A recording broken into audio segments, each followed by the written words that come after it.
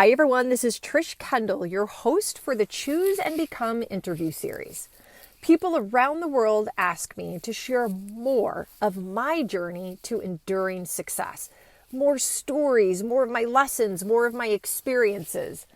There's only so much I can share during an inspirational speech or while facilitating a workshop or even through blogs. So here you go. In these Trish Kendall Speaks episodes, I give you short, impromptu, candid, raw me. Come along with me as I continue my journey to enduring success.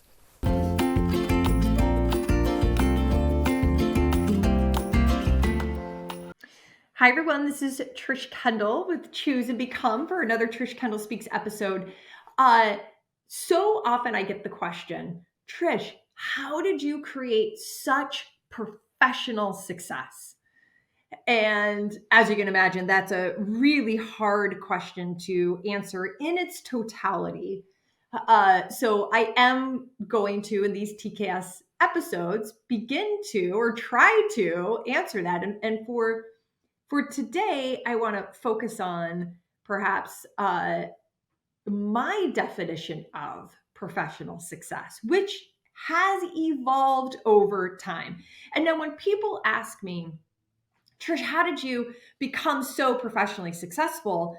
I know, and they've said this, oh my gosh, you came from nothing. You were a poor welfare crystal meth addict, almost killed yourself, no college degree, and now you run your own company. You've been a partner at consulting firms. You make a ton of money.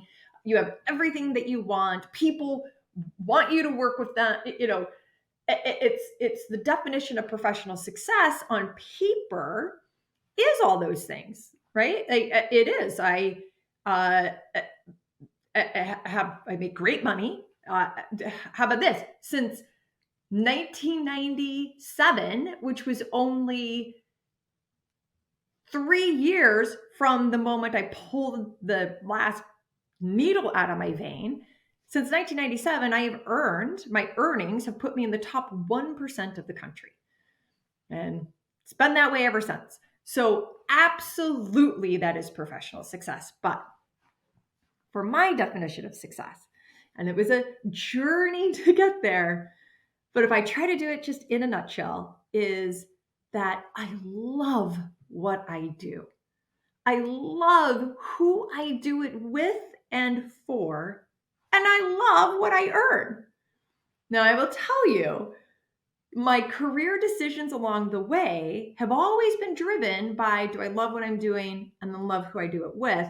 And because those two things have been my anchor points together, the love what I'm earning, what I earned, I loved it because the trifecta of those three, love what I do, love who I do it with and for, and ultimately that created the love of what I was earning. But I'm going to tell you along the way, my definition of professional success didn't start there, and it has evolved. So let me tell you a little bit about that. So that next point of success being money is I ended up landing an outside sales job for Aetna Health Insurance. And let me be clear, I didn't know how to spell HMO. I didn't know how to spell PPO. I didn't have health insurance, so knew nothing. And I am going to tell you how I got this job, but this is what my pay was. $18,000, a company car, a Dodge Stratus, health insurance, and gas for that car, and commissions. I don't even know what commissions were, but $18,000 a year, a Dodge Stratus with gas and health insurance. I was literally the richest person in the world. That is the richest to this day I have ever been. I thought that was professional success. I was blown away. And then they sent me to a 5-week intensive sales training session in Connecticut. I was like, oh my God. So that was a big point of success. From there, from there, my professional success evolved even more because what I realized at Aetna is that my performance, which my work ethic, my sales skills, maybe my mindset, my tenacity, that all came from how I grew up, the shit that I endured, and coupled with what I learned at Gold's Gym. So all of this went together to where I was able to excel at Aetna. I was a direct sales rep selling direct to employers in the market, which meant cold calling, which meant, go into employers' offices and all this stuff. It's all direct and all cold calling. And what I realized is my effort and what I put into it, what I got back was accolades from my boss, his boss, and even the peers around me. Because all of a sudden my sales, like on the sales chart back then, there was a poster, or whatever on the wall. So when you would walk back and forth from the hallway, you would see the rankings, each person and where they were for the week. My name started to go up and to go up and to go up. And what I realized is, as my selling efforts, and back then it was within that role, it was very much a numbers game. How many people am I calling? How many employers am I calling? How many employers am I going to visit? When do I hit the road? It was all a numbers game. My sales career shifted from that dramatically to be more strategic and consultative, but then it was a numbers game. And so I was like, oh, if I call 100 people versus 50, there's that, because it was just the law of large numbers, if you will. The more activity drove more sales at the time. So I started seeing my name go up. And I was like, oh, that feels good. I was proud. It ignited me to even work harder and do more. And the secondary success to that was more money. Because when I told you the richest I was $18,000 in a Dodge Stratus, there was commissions associated with that, but I couldn't even comprehend commissions or how commissions are calculated or bonuses. Like none of that was even couldn't even understand it. And then all of a sudden, like as my name is going up, my paycheck is going up. And that's where in 1997, I earned, my earnings set me to be in the 1% of the country, and then, just continue to excel and continue from there. That point of success at that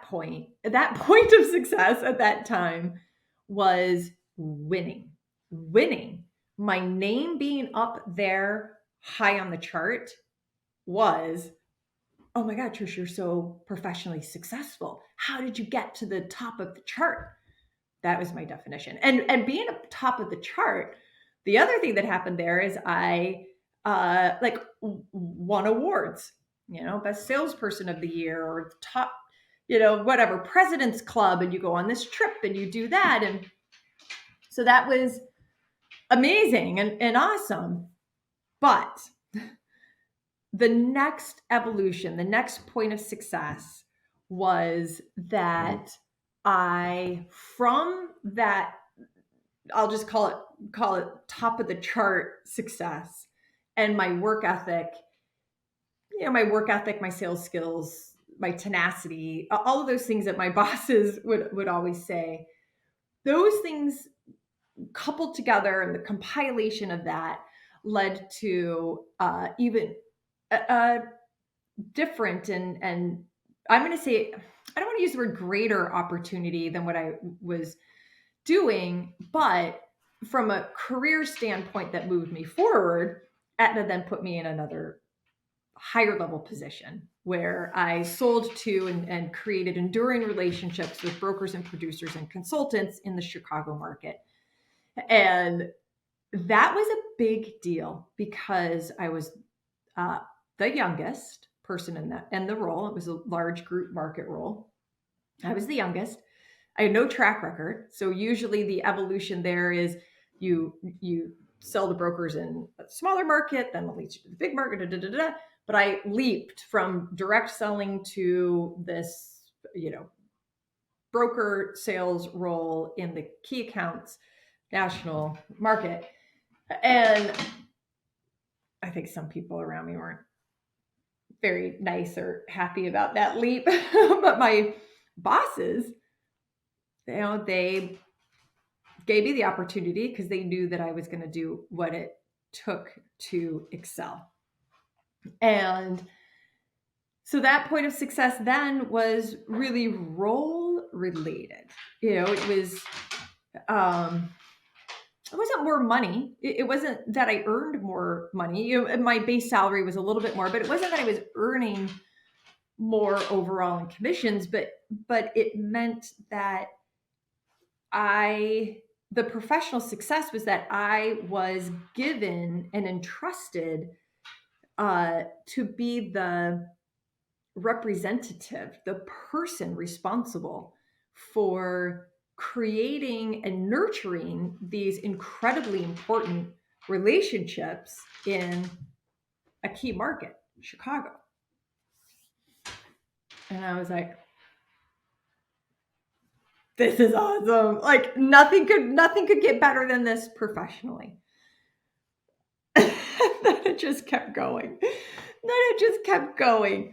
My boss at Aetna eventually ended up going to Hewitt Associates to help start a spin-off or a new company that Hewitt Associates was starting called Sagio. And lo and behold, they needed sellers that had direct experience, that had the mindset and the tenacity that, being told no is okay, that had the health insurance experience, so sales chart experience, so all of that. And that led me to getting a coveted sales role for this new company and new sales team that was being launched. And one of the things that I should say all along the way here is I don't have a college degree. And that always was obviously a big barrier. It was a big barrier. And so when Aetna hired me, really it was Aetna and US Healthcare, which was a Northeast insurance company, had come together. Aetna had acquired US Healthcare, and US Healthcare was a very direct sales driven company. I'm looking at my cat right now because if you could see this, this is Lily's cat. He picks up a marble. Hold on.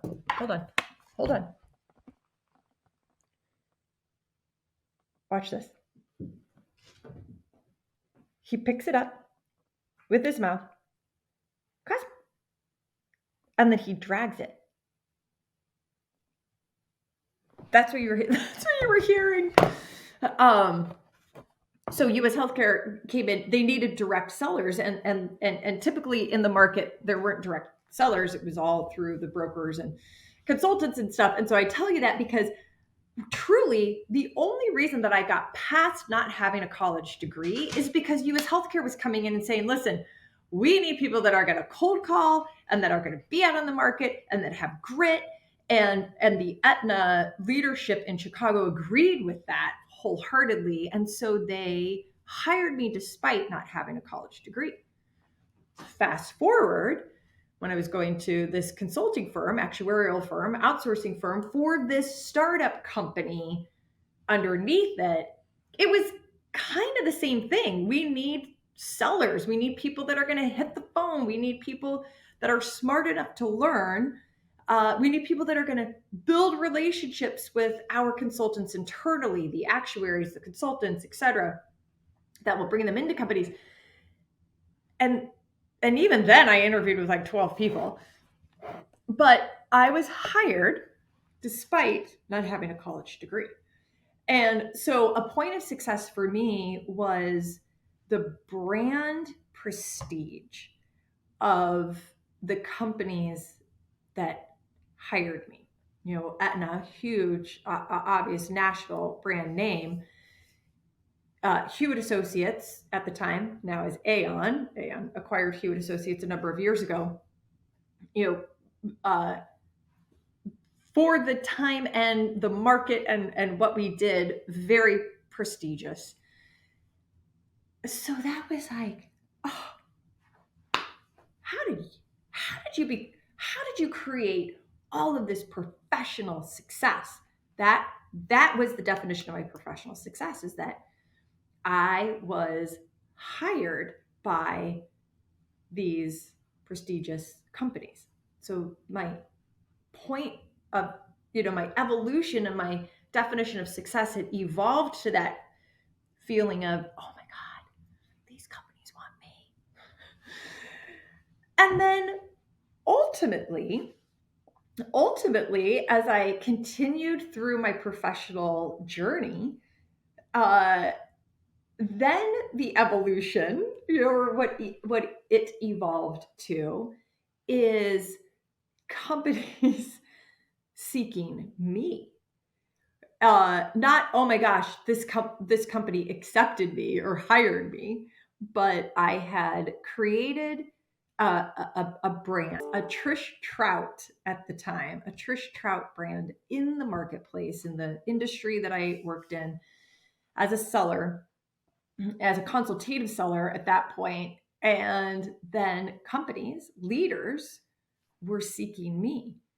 I won't ever forget the time where the light bulb went on.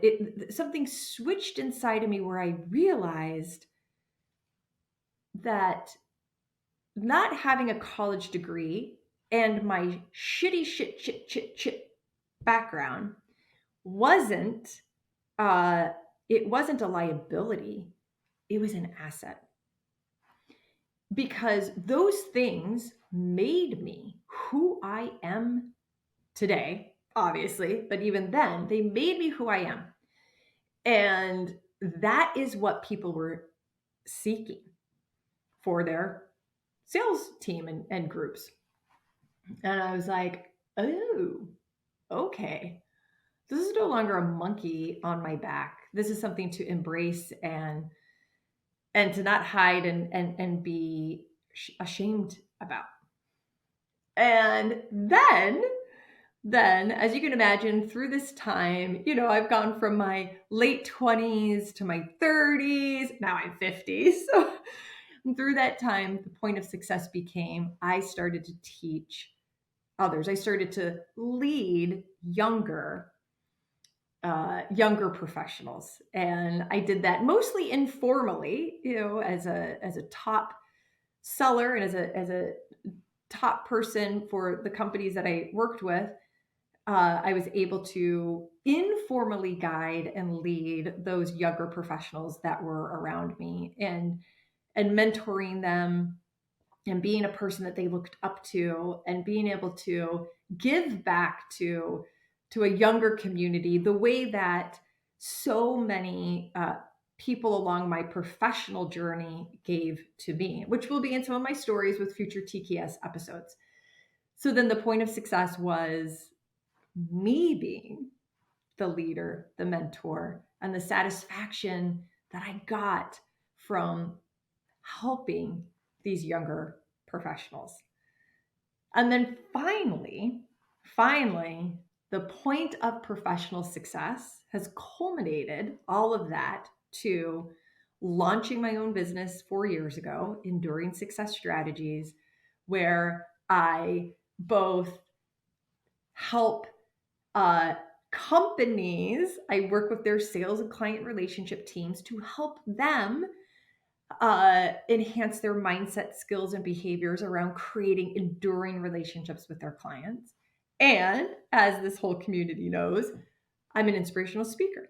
And so I am a sought after international inspirational speaker and facilitate inspirational relationship building, team building workshops for leaders and teams and associations. And I'm doing all of this. I am. I've built it. I made the choice. I am good enough and worthy enough and have enough to give that I'm selling, me, me to these companies versus my whole career has been I sold the company's products and services for them. Success professionally to me is that I've created the next 10 years of my professional life by launching and driving enduring success strategies. And I get to help even more people every day. As you can imagine, that when I get the question, Trish, how did you become so professionally successful? In a concise way, I articulate my definition of professional success. And my definition of professional success today is that I've always chosen to do what I love to do with people who I love to do it with. And because of those two choices, I've always loved what I've earned. I get the trifecta. I love what I do. I love who I do it with. And I love what I make because I've chosen to create that. Thank you for being along this journey with me. Choose and become.